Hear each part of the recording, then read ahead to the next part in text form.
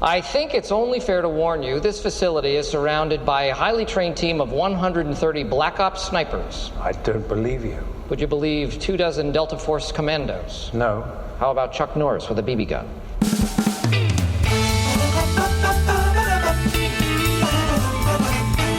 It was up to your neck. You just kept swimming, kept swimming, kept swimming.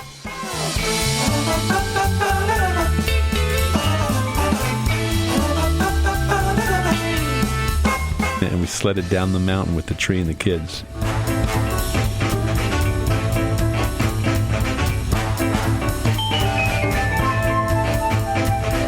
Hi, it's Comedy Parenting Radio. Welcome back, gang. Here, it's the show that will shovel snow off of your driveway with each and every purchase.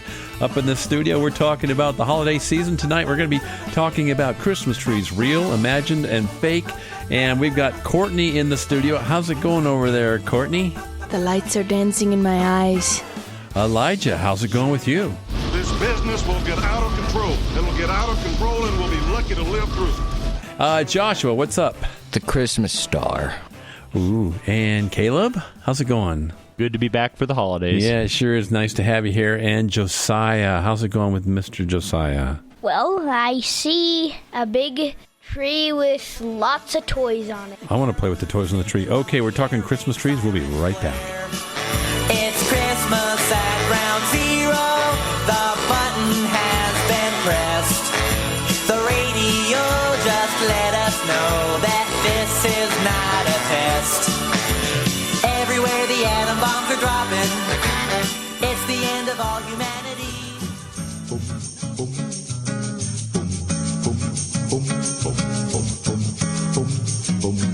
Are you a failure as a parent or grandparent? Do your little ones cry for no apparent reason? Do you have lots of money? If you answered yes to these or any other invasive questions, we have good news for you. Treesock Press was named after a cat. A very cute cat. Treesock Press printed a book. That book is available in nearly indestructible hardback form and is printed with non-toxic ink so your little dinosaur can virtually eat the book. If this all seems too good to be true, you can go buy a cheap Disney book that's printed in China. Books printed in China aren't as good for teething toddlers as ones printed in Wisconsin. What's the name of our book? Dad the Tooth Fairy Didn't Come. This book is funnier than a root canal on a sinking ship. I didn't know ships had teeth. Order your copies of Dad the Tooth Fairy Didn't Come from Amazon today. Or tomorrow if you're on the international dateline. I can't get ahead no matter how hard I try. I'm getting really good at barely getting by.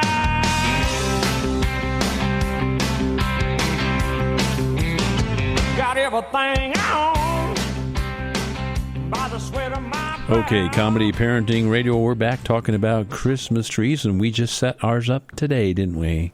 Yeah. Yep. What's at the top of the tree? The star. And how did it get there this year? An elevated Elijah. Everyone picked me up and flew me over there lengthwise, and I put it on. Yeah, we hovered you over the tree like a drone, didn't we? Mm-hmm. Was that kind of weird up there looking down at the tree? Mm-hmm. And who else did we hover today? Josiah. For what? For putting on the top. Top of the tree. Nice job up there, Josiah. You were a lot easier to lift than Elijah was. Yeah, Elijah. I have an idea. We should put a Christmas tree on top of the wood stove. Why? So it'll burn a little bit a day, and we'll have a little Christmas tree for Christmas. So it would kind of shrink down as it burns. It'll melt. Oh, it'd melt.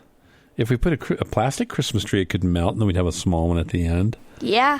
I think if we put a big one in there, it'd just be this giant flaming tree, and all the neighbors could look through our picture windows and say, wow, look at the Begley's tree. It's like a flame tree this year. We're doing Moses in the burning bush this year. Yeah, Moses in the burning Christmas tree. Evergreen. The burning evergreen. Anybody have any stories about Christmas trees past? I think all of us do. Elijah. Well, I have one, and this is really the only one that I think is worth talking about in my lifetime. It's the one Christmas where we were living down in the basement. We did not have a Christmas tree.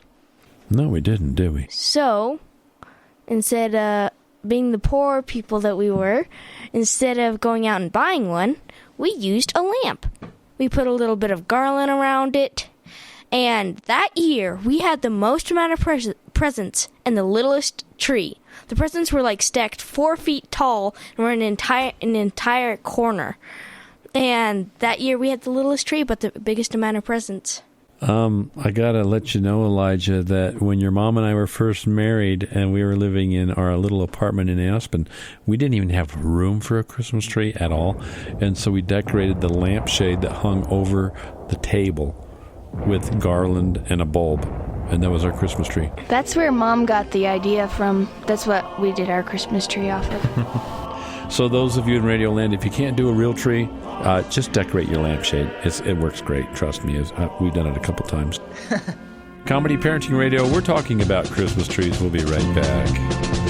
The news had come out in the First World War. The bloody Red Baron was flying once more.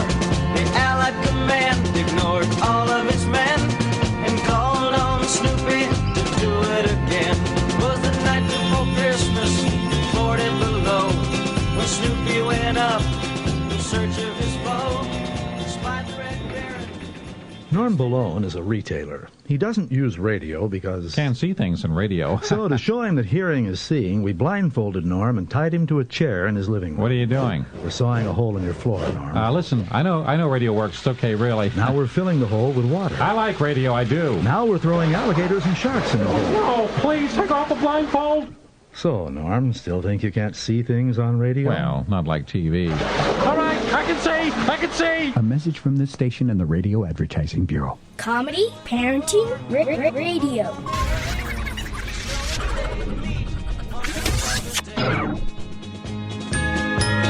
Christmas bells, those Christmas bells, ringing through the land, bringing peace to all the world and goodwill to man. Okay, we're back talking about Christmas trees. What's it like when you get a real Christmas tree out in the mountains, Caleb? Well, it can be a bit of a challenge. In what way? Well, the first time we ever went and got a Christmas tree that we cut here up in Marble, we went to the place where we can cut the Christmas tree, and the snow was about maybe 6 foot deep, 5.5 to 6 foot deep. It was. It was actually probably deeper than that, but I don't know. You didn't touch ground. You just swam through it pretty much. Yeah. It was up to your neck. You just kept swimming. Like, there's a tree over there. Swim. Let's go this one. Swim. So I think Dad and I did most of the swimming. Dad had the chainsaw on. And all us kids followed behind Yeah, on a little trail. We had a little trail there. We swam through the forest, didn't we, with the chainsaw and the kids in tow? Yep.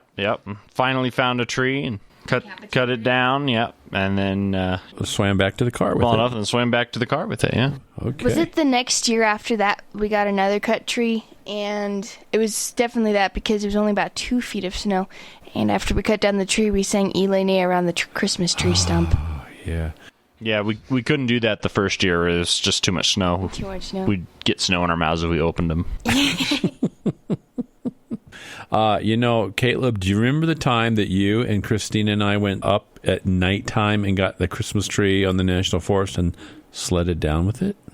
Very vaguely. I remember the sledding down with it part more than anything. That's because you were about 4 years old, maybe. Yeah. And we walked up the mountain, found the tree we wanted, and had a toboggan. And we sat on the toboggan on the tree with Caleb and me and Christina, and we sledded down the mountain with the tree and the kids in the full moon or dark or whatever. How did you see around the tree? We were sitting on top of it. We were on top of the tree. I do remember whenever we'd come to a little dip or something where the sled stopped briefly, the tree and everyone would just slide right off out the front.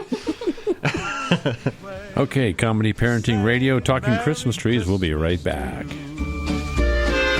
Mele Kaliki Maka is the thing to say on a bright Hawaiian Christmas day. That's the island greeting that we send to you. You gotta take care of Texas, it's the only one we got. If you're way up in Lubbock or down in Luckenbach, gotta conserve water, keep the air clean. Take care of Texas, don't you know what I mean, y'all? Kevin Fowler here. Texas has clean air, rivers, and lakes, so let's get outdoors and enjoy them. Visit takecareoftexas.org, pledge to help keep it that way, and we'll mail you a free Texas State Park guide. Take care of Texas, it's the only one we got. Sponsored by the Texas Commission on Environmental Quality in Texas Parks and Wildlife. So where are you headed? Aspen. California. Beautiful. If you got the money, honey, I've got the time. Captain, I must inform you, you're listening to Comedy Parenting Radio. We'll have more fun, baby, all the way down the line. If you've got the money, honey, I've got the time. You know, when we were managing the horse ranch, one time we had the fake Christmas tree up, and the girls had parakeets, and the parakeets were let loose in the house, and they sat in the tree. And so sometimes people would have a real tree with a fake bird in the tree. We had a fake tree with real birds in the tree, back in the tree. People come over to visit, and they go, "Is that a real bird back in the tree back there?" It's funny because even last year, it's been how many years since we left the ranch? 8 years, 9 years. No, it's been more than that. 10 years. 12. 12 years. 12 years since we left the ranch, and last year I still found a parakeet feather in the tree when we set it up. What's your favorite Christmas ornament? My United States Army. Where'd you get it? I got it at a surplus store in Denver. Nice. My little squirrel. I like the little nutcracker. Wait a minute. I like the little nutcracker. Yeah, the little miniature nutcrackers. Yeah, that guy's pretty cool. Where do we get those from? Nutcrackers.com. I don't know. I liked the little cart with all the toys and the teddy bear in it. Ooh. Do you have a favorite Christmas ornament, Josiah? Yep. Which one? It was the bear with the little dolly cart. And I also have a little story. And a thing that we do. We take the little nutcrackers, and there's a mouse on our tree. If you know the story about the nutcrackers and the mouse, then it was the 7-headed mouse king, was it? Yeah, it was 7-headed mouse king. Metric, there was like 5, doubled it, and had 32. And so every year we put the mouse somewhere low, and we put the nutcrackers up high to guard the ornaments. And that's the nutcracker that Caleb and I like so much. Yep, little white ones somewhere. We hide the nutcrackers, and then we have the big nutcracker, and he's at the bottom of the tree to keep the mouse from stealing all the presents. Cool, thank you. Our Christmas tree is tied to the wall. Why is that? On the stand there, it has 4 legs, and we're missing one of them. I think somebody dropped a planting pot on one of the legs, and it broke off. It's been missing for just about 5 years now. So we have to tie the tree so it doesn't fall over. Yeah, Mom. How was it today when we put up the tree? I kept on saying it was crooked because it was. It was crooked a couple different directions, wasn't it, Josiah? Yep, and I would have been 3 at the time that it would have been broken off. I think I broke it. I don't remember. Now there's a confession. He's good. Statute of limitations on breaking Christmas tree mountings is 18 months. So we can't prosecute him. That's longer than the warranty is on the tree. Good for 1 year. It's like, what's going to go wrong with the tree while it's in a box, in the basement? Maybe that was their devious little plan all along. Yeah, it probably was. They know you just have it up for about anywhere from 2 weeks to 29 weeks, and then you don't do it the rest of the time. To be fair, we've gotten some mileage out of that tree. Boy, you're telling me. We've probably had that tree over 20 years.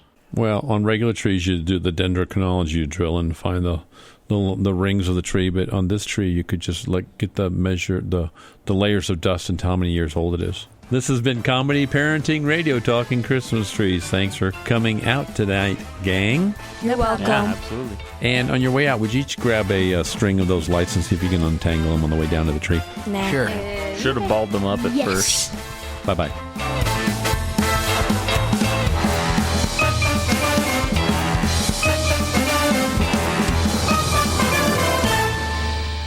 You are now free to move about the cabin.